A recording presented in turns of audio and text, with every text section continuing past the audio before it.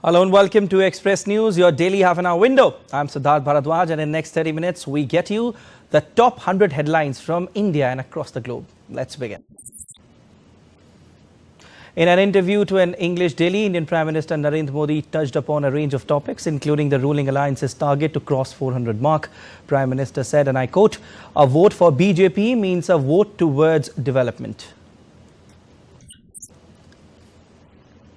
Prime Minister Narendra Modi held a rally in the southern state of Karnataka's Bagalkot. 14 constituencies in Karnataka will be going to polls in phase 3. Addressing the rally, Prime Minister said that those enjoying leisure vacations cannot develop India. He added that to work for the country, one needs to have a vision. Prime Minister Narendra Modi held a rally in Maharashtra's Solapur and Satara. Addressing a rally in Solapur, Prime Minister said that Congress never believed in making leaders from the backward community. Defence Minister and BJP leader Rajnath Singh filed nominations from Lucknow seat in Uttar Pradesh. Home Minister and senior BJP leader campaigned in Bihar's Begusarai. Addressing the gathering, he said that earlier state was suffering from Naxalism, and now with constant efforts of government, criminal activities have reduced significantly. BJP leader Smriti Irani filed nomination from Uttar Pradesh's Amethi seat. Madhya Pradesh CM Mohan Yadav was also present. She also had a roadshow earlier in the day. Opposition Congress leader Rahul Gandhi addressed a rally in Gujarat's Patan. Addressing rally, he said that today there is a fight between two ideologies in the country. National Conference Chief Farooq Abdullah also held a roadshow in the Union Territory of Jammu and Kashmir's Srinagar. The voting for the Srinagar Lok Sabha constituency will be held in the 4th phase on May 13th. Congress has released a list of 4 candidates for the parliamentary elections in Punjab. The state will go to polls on June 1st. The Election Commission of India on Monday issued a notification for the 6th phase of the Lok Sabha polls. 57 constituencies will go to polls in this phase, which will be held on May 25th. India's External Affairs Minister Dr. S. Jaishankar attended a public event at Delhi University's Kirori Mal College on Monday to talk about his book, Why Bharat Matters. During the event, External Affairs Minister spoke about his vision for India and the need to maximize the nation's external connections.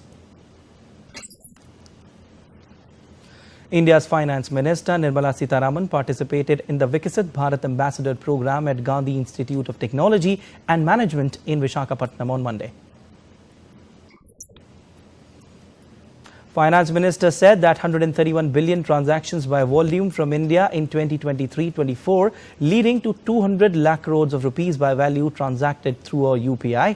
She added that even village women are using UPI today. Government of India is monitoring the seasonal influenza through real-time surveillance across the country. The Ministry of Health held a review meeting with states and UTs to assess the current situation. India's Ministry of Mines has organized a 2-day summit to promote collaboration, knowledge sharing and innovation in the field of critical mineral beneficiation and processing in New Delhi. A forest fire has been sweeping across Uttarakhand's Nainital since the past week. The National Disaster Response Force and the Forest Department team are actively involved in dousing the fire. Union Minister of State for Defence and Tourism Ajay Bhatt is also conducting on-site inspection of the affected areas. A case has been registered against 11 people so far.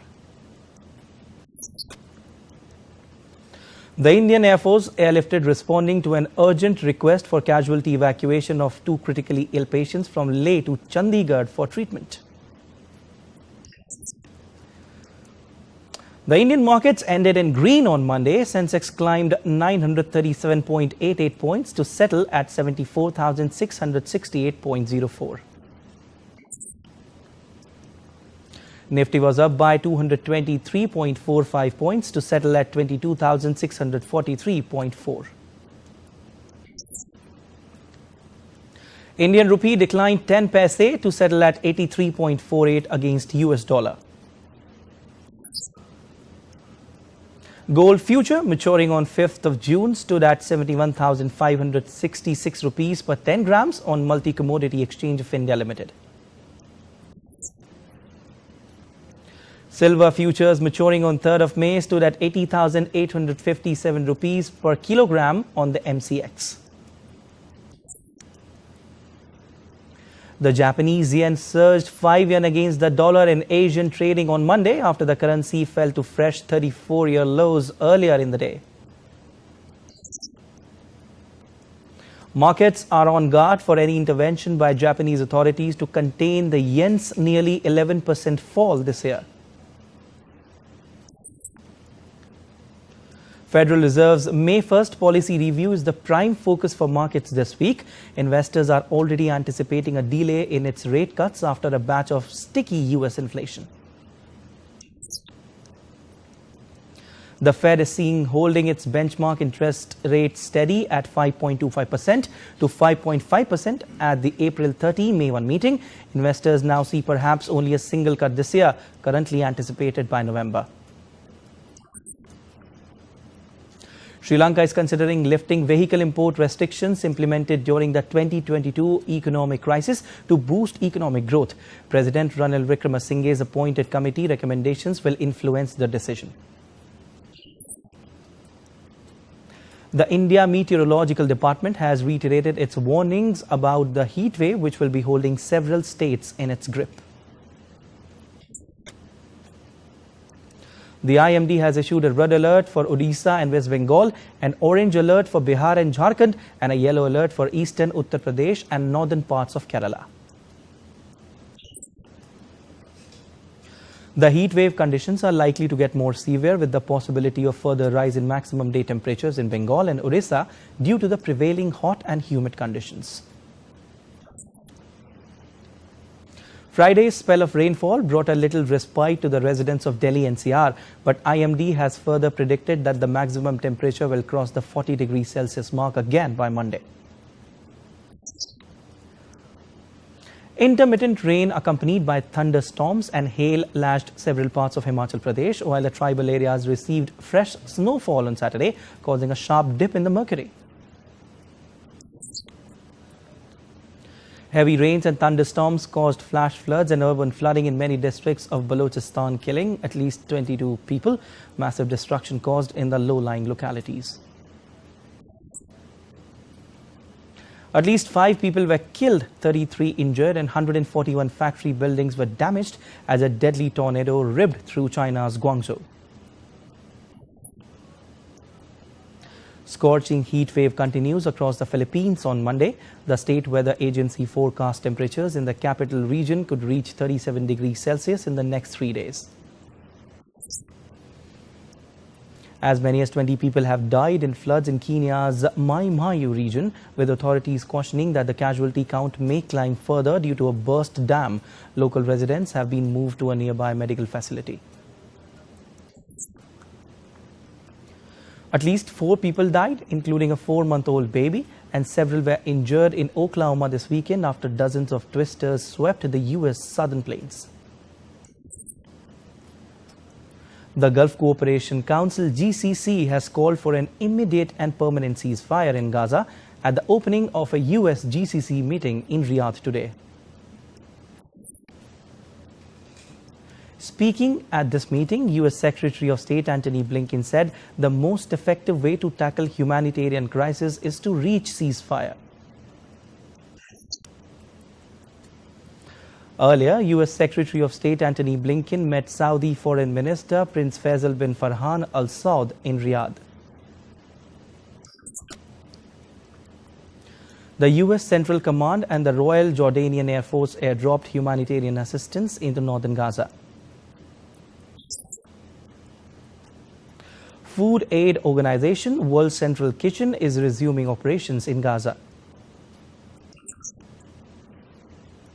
Russia has said its forces have taken control of Semenivka, a village in Ukraine's Donetsk region on Monday after a series of recent territorial gains. Ukrainian President Volodymyr Zelensky's recent plea to the international community has called for swift action in delivering crucial air defense systems and kick-starting formal discussions for Ukraine's accession into European Union and NATO. The United Arab Emirates and Ukraine have completed negotiations for a bilateral trade deal on Monday ahead of its formal signing. North Korea on Monday criticized the United States for supplying long-range missiles to Ukraine. Spain's Prime Minister Pedro Sanchez announced on Monday that he will continue to serve as the country's leader days after he abruptly announced that he was considering resigning. The two-day G7 ministers' meeting on climate, energy and environment is underway in Turin.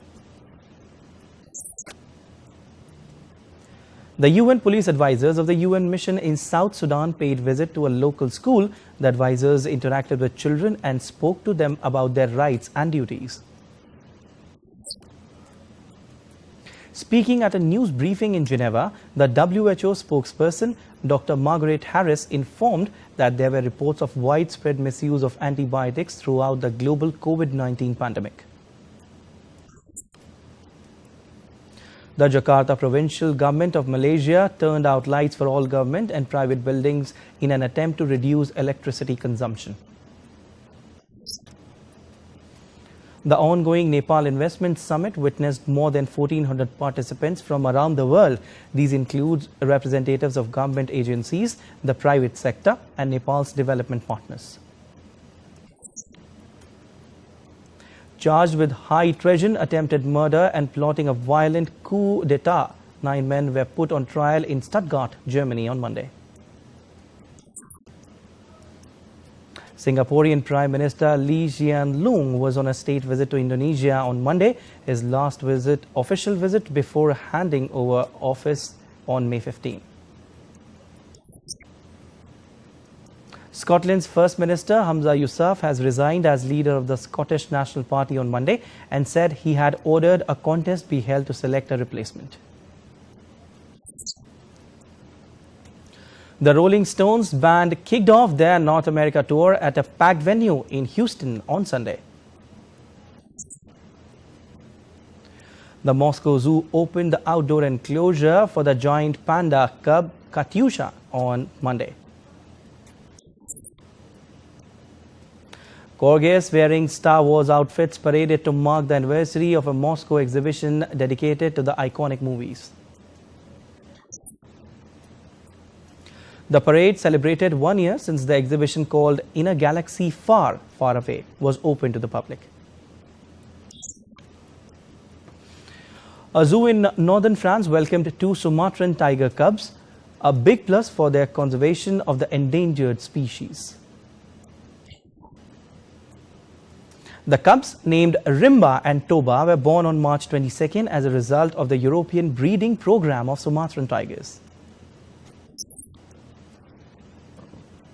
Amiens Metropolo Zoo's veterinarian Pierre-Louis Fisman, he said fewer than 400 individual Sumatran tigers remain in the wild today.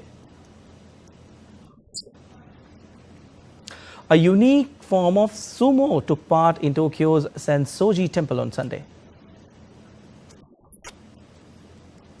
Sumo wrestlers who belonged to the Nihon University's sumo club rocked babies, and organizers wore colorful masks of foxes and demons in an attempt to make babies cry.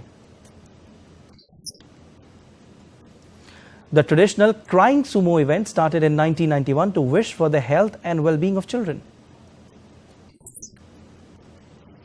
2 rare items recovered from Titanic, a violin bag and a gold pocket watch, were up for auction in Wiltshire, England. The violin bag with the initials WHH belonged to the Titanic's bandmaster Wallace Hartley. According to Titanic survivors, Hartley led the band to play music as the RMS Titanic sank in April of 1912. The gold pocket watch belonged to John Jacob Astor, an American financier and real estate investor who was one of the world's richest men at the time. Golden snub-nosed monkey families were venturing out with their 30 fluffy newborns at Zhuzi National Nature Reserve in northwest China's Shaanxi province. The little monkeys, accompanied by their parents, are learning their first survival lessons. The elder ones have been practicing foraging and climbing, while the newborn babies snuggling up to their moms, creating a warm and lovely scene. Two adorable giant pandas from Liang City in East China's Jiangsu province have captured the hearts of fans after their video of engaging in bamboo shoot digging and feasting was posted online. A grassroots festival took place in Hong Kong's Sham Shui Po. It aims to not just bring together the community, but also bring new life to one of the city's oldest districts. SpaceX's 38th Dragon robotic cargo ship that separated from the International Space Station on Sunday is expected to return to Earth off the coast of Florida on Tuesday. Dragon's current mission is being carried out by SpaceX to resupply the ISS under a commercial resupply services contract with NASA. Amidst high temperatures in India, people are resorting to earthen pots to quench their water thirst. During this period, markets for traditional clay pots, jugs and other utensils in India have also been established in rural and urban areas. Singer-songwriter Beyoncé is set to perform at the upcoming edition of MTV Video Music Awards to mark its 40th anniversary this September. Hollywood actor Nicole Kidman received a standing ovation as she received the American Film Institute's Life Achievement Award in Los Angeles. Two-time Oscar winner Alexander Payne will mark his documentary directorial debut working on a documentary feature on the trailblazing cinema scholar Janine Bazinga. Marla Adams, renowned for her portrayal of Dina Abbott Margeron on the popular daytime soap opera The Young and the Restless, has passed away at the age of 85. Sony Pictures Entertainment rescheduled the release dates of Kraven the Hunter and Karate Kid. The villain-centric film Kraven the Hunter has been pushed back to December 13, 2024, while Karate Kid is now moved to May 30th, 2025. Actor Lola Kirk will be seen in a pivotal role in Ryan Coogler's untitled supernatural thriller. Actors Aftab Shivdasani and Akshay Kumar, who brought laughter to audiences with Vikram Bhatt's Awara Pagal Divana, are gearing up to recreate their on-screen chemistry in Ahmed Khan's Welcome to the Jungle. Makers of Hira Mandi, the Diamond Bazaar, unveiled Azadi's song on Monday. Filmmaker Mani Ratnam, along with stars Kamal Hassan and Ali Fazl, will commence shooting for their upcoming film Thug Life. Actress Samantha Ruth Prabhu announced her maiden Telugu feature film tentatively titled Bangaram under her production banner Tralala on Sunday. Defending champion India sailed to the knockout stage of the Thomas Cup with a 5-0 rout of England in a Group C contest. Paris Saint-Germain have won their third consecutive League One title after second-placed Monaco fell to a 3-2 defeat against Lyon. Manchester City took another step in their bid to win a fourth consecutive Premier League title with a 2-0 victory over Nottingham Forest. Arsenal beat Tottenham 3-2 to maintain momentum in the Premier League title pursuit. Mikel Arteta's side moved 1 point clear at the top of Premier League. Atletico de Madrid manager Diego Simeone responds to the racist abuse suffered by Athletic Bilbao's Nico Williams. Simeone insists such incidents reflect wider problems in Spanish society, not just Atletico fans. Inter Milan celebrated their 20th Serie A title with an open-top bus parade following a comfortable 2-0 win over 10-man Torino. Carlos Alcaraz eased past Brazil's Thiago Sebot wild 6-3, 6-3 to reach the fourth round of the Madrid Open. Sabalenka needed 2 hours and 29 minutes to defeat American Montgomery 6-1, 6-7, 6-4 and advance to the round of 16 of Madrid Open. Number 4 seed Elina Rybakina of Kazakhstan sailed to a 6-4, 6-1 victory over Maya Sharif of Egypt. Rybakina next faces Czech Sara Bělík, who sailed to a 6-3, 6-1 win over Ashlyn Kruger.